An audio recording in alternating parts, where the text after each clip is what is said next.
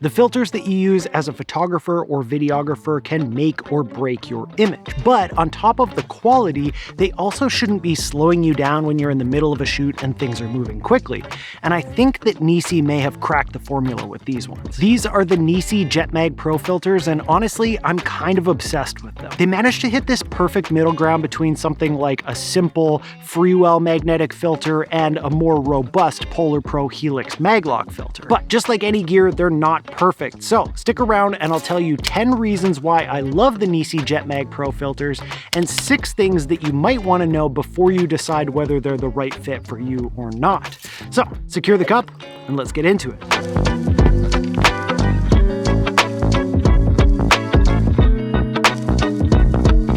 I'm gonna get progressively sweatier as this video goes. First and foremost, the way that these attach to the lens is awesome. It's so easy. If you're not familiar with magnetic filters, you have to put on a base ring. So you thread that onto your lens and then the magnetic filter just snaps on. But unlike regular magnetic filters that's where it ends and they can come off super easy too, there's a little line here, and if you line up the handle with that line, it's now locked into place so it's not going anywhere. You turn that away and it goes off like that. It makes it so easy to switch between filters and to get them on and off, but you've also got the security of that locking position. The next thing is just the slim profile and lightweight of these filters. It makes it so easy to carry a bunch of them around. For example, this is an entire pack of 6 of them. 6?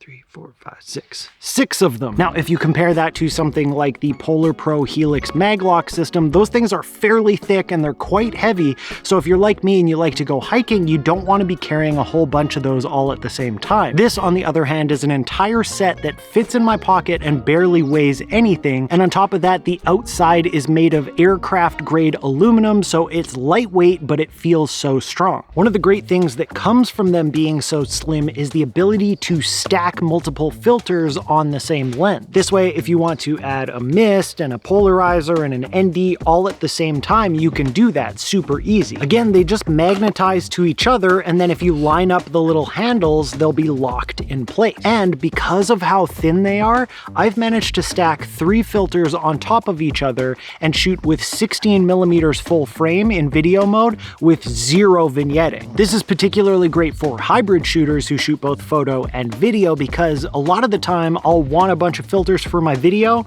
and I'll want no filters for my photo, and it's super easy to take them all off at the same time.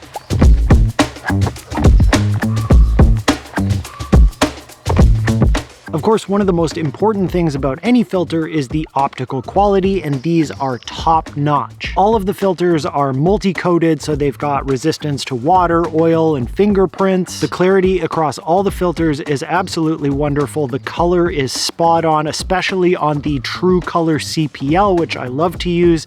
The 1/8 mist that comes with the Cinema kit that I'm using right now is one of my favorite diffusion filters ever. It's so subtle, but just so nice on the highlights. I can't say enough good things about the image quality that I get through these filters. Building off of that previous point, the ND filters in the JetMag series are all something called full spectrum neutral density filters. This means you're not going to get any strange tints or color cast like you do with some other ND filters, especially as you start to get into more heavy neutral density filters, so like ND 1000, things that you need for landscape photography or slow shutter photography, those kinds of things. With some other filters, the heavier the ND, the more likely you are to get those kinds of artifacts, but with these full spectrum NDs, you're not getting any of it. Your colors are gonna look great. Earlier I mentioned that these handles are where you need to line them up to lock them, but the handles themselves are actually something that I really love about these filters. First of all, they have a really nice little groove in them that makes it nice and easy to grab and move them around as you need them. And second of all, they've color coded them so you can see what kind of filter you're grabbing. So for example, the little gold one here, that's my mist filter.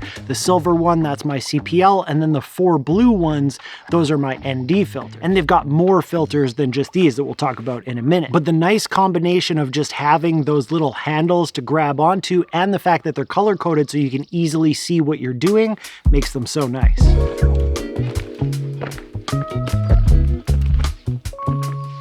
Another thing that they've done is they've got front and back lens caps, so you can create this kind of little stack where it's protected on both sides, so I can carry all my filters in such a small package. Now you can also get a filter case, and if you get one of their kits, you get one with it, but I really prefer to carry mine around like this. And on top of using them like that, the front caps are also your lens caps. So you slide that on there, you've got a protected lens, and it's locked into place as long as you have it lined up. So when you take this out of your bag, it's not gonna fly off like a lot of other magnetic filter kits. Now, I've mentioned the kits already a couple of times, and one thing that I love about when you get a kit, not only do you get that case that I was talking about, but you also get a bunch of adapters for different size lenses. With the regular 82 mag, you get an 82mm base ring, but you also get a 77, 72, and 67. So if you've got a bunch of different lenses that are all different sizes, you can use your filters all across your lenses. And of course, you can get whatever size adapters you need from NiSi, and then your filters will fit on there. So you don't have to buy a bunch of different sizes of filters. Another thing that I think they're doing really well is that they're selling a bunch of different types of kits. So the kit that I have is called the Cinema Kit,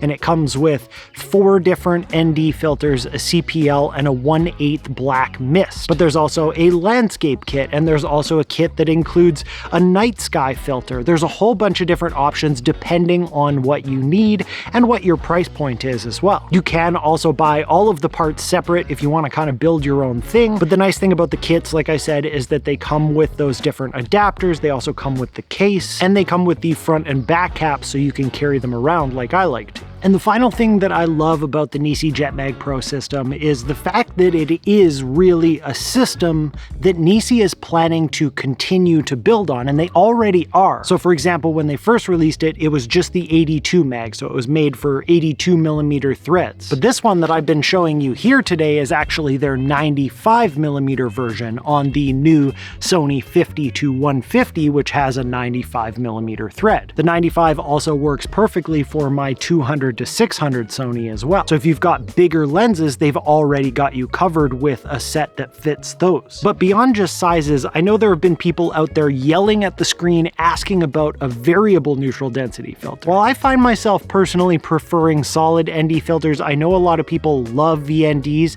and they actually announced their VND for this system at NAB. So I'm going to be doing a video about that a little bit later once I get my hands on one, but in my little testing that I got with it, it seems really awesome. I love how they've done it, and yes, it is magnetic, so it's easy to get on and off. They've also got a matte box coming, and they've also got a setup for square filters that will magnetize to the front. It's awesome what they're already doing with it, and it can keep getting expanded on in the future. So if you get into this system, there's possibilities that they can add onto it later on. So now that we've covered all the things that I love about this system, I want to tell you about the things that you should be aware of, the little shortcomings that I've run into so far. So let's finish getting to the top of mount work here, and I'll tell you about those.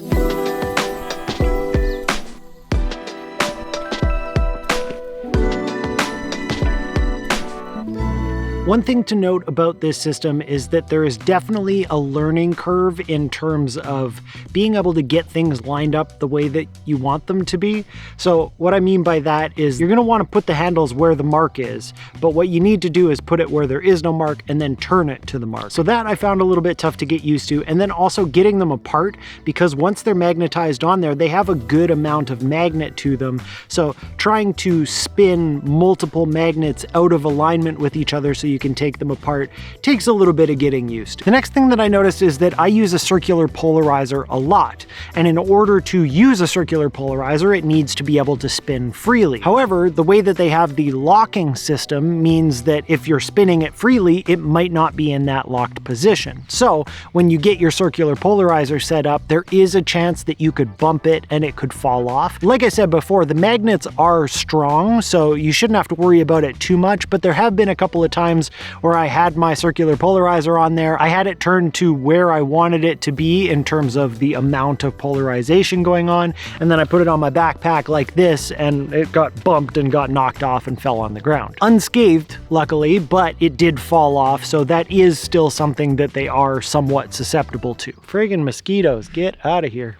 I like this spot. Another thing, if you are a lens hood person, I don't personally like to use a lens hood if I can get away without it, but if you are a lens hood person, you have to keep in mind that those little handles on the side and just the width of the filters themselves, that adds a little bit of width to the whole thing, so you might not be able to use your normal lens hood. Hopefully they've got something coming for this, whether it be the matte box or some kind of a magnetic lens hood situation, but again, just something to keep in mind. The next thing to keep in mind refers to a previous point that I made about how nice it is to be able to stack filters easily. Stacking filters is putting more pieces of glass in front of your lens, and a lot of people will warn you that the more you stack, the more you might be susceptible to issues with your image quality, issues with flaring, all of those kinds of things. I've never run into any issues, and I am regularly stacking up to 3 of these filters on top of each other. I don't think this is actually an issue, but I wanted to say it out there because I was encouraging the stacking of filters earlier, and if I don't say it, I'm gonna get all those angry comments. One more weird little thing that I found about this system is that some of the front caps have a little bit of play to them, so I'm not sure if there's just like a threshold issue there or something, but it always makes me a little bit nervous, even when I have it lined up to where it's locked, that it's going to come off. You can hear it playing a little bit there. Again, never caused me any problems. I've never actually had it come off, but I always feel like it could be just a little bit tighter or something in there so that you didn't feel any of that play. So it was like a little bit more locked into place.